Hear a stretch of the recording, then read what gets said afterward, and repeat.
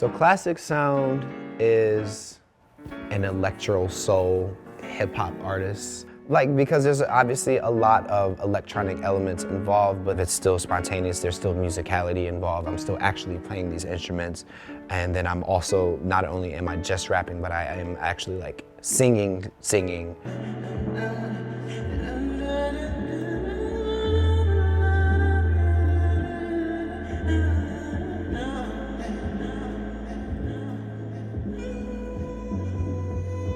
Everything is language and everything is communication. And hip hop and jazz are both very, very black forms of music that are conduits for expression. It's interesting that I have an affinity and a closeness to water. I was born on the water.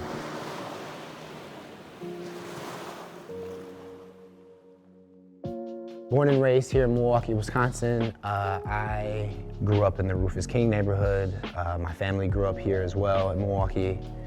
I was fortunate to have a very musically diverse household. My dad definitely had some jazz records, definitely more funk, more a lot of Parliament, a lot of Marvin Gaye, but my dad also liked classical music.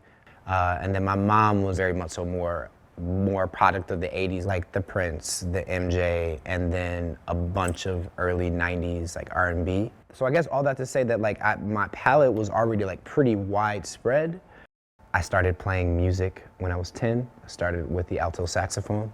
I started studying pretty seriously right away when this woman who was a jazz singer, she was a paraprofessional at my elementary school, and as the story goes, she heard me playing in the hallway. She rounded the corner and expected to see one of her jazz buddies and saw this little 10-year-old kid with a saxophone as big as him. So from that moment up until now, music has been kind of the focal point of my entire existence. For a long time, and probably still now in a lot of ways, my dad has served as kind of a creative guiding spirit.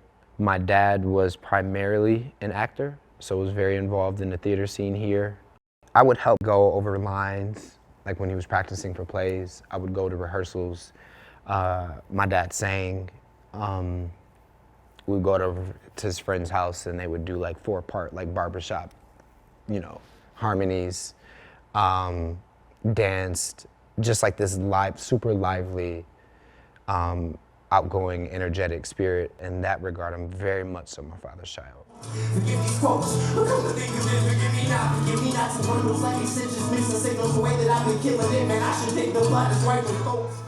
But something very tragic and traumatic happened when I was young that I couldn't have said, I don't think that anyone could have seen coming. That was my father being murdered.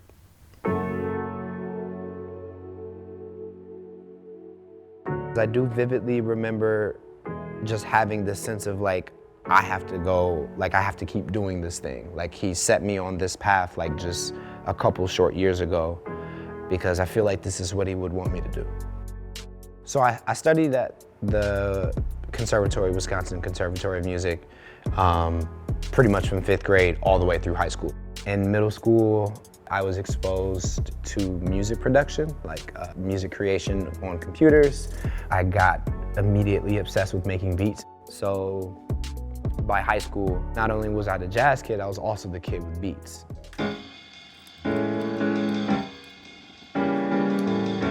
Little ride cymbal in the back.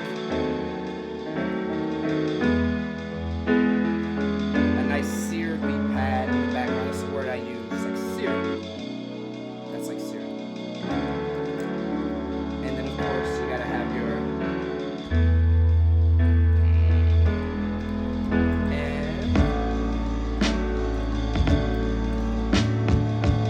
and this song might go 37 different places, but this is basically the loop.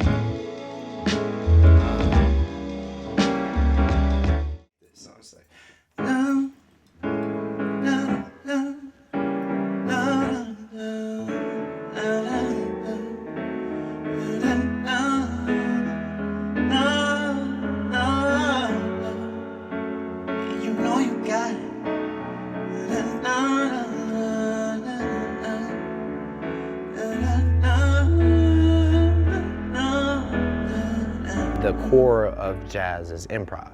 That spontaneity, that free-flowing, being able to traverse and tell a story fluently, kind of off the cuff. And one of my favorite things about rap is freestyle rap. It just so happens to be my entry point. Ain't no blowing out my light, ain't no blowing out my light. Just like a candle, man, how you handle all the stress and manage everything they taught you. Keep the candle, keep the cameras rolling, man. You been toiling, everything is boiling over. You can't tell a man if the sword is boiling over. Flip the fantasies and bleed. We can't make believe, back to make believe. Sampling, which is one of the kind of founding tenets of hip hop and of rap music creation, was a bunch of people taking samples or pieces of other music that's already recorded because they didn't have access to instruments, they didn't have access to gear. What they had were these tape machines and the ability to like dub tapes. I would take records I heard on the radio, I'd go find the original sample and I'd reverse engineer it. So I'd just go find it and just from scratch, look at the waveform, and like, that's how I learned how to sample. I had a lot of unprocessed trauma from my dad's death. I had a few very scary moments, and I eventually decided to see a therapist and to kind of start my journey to recovery. I'm one of those, like, music definitely saved my life. Even at my lowest points, the things that I was able to articulate through music never changed. Going through grief and going through heartbreak and still doing the shows and the interviews and like being a whole person and being aware of all of those experiences, like, man, I'm really working hard. If something has enough meaning and enough love and purpose filled into it, it's good art. You can always pull something out of it, always something new, always resonate in a different way, always fit that moment. So I'm hoping that I can deliver something. Time to get active.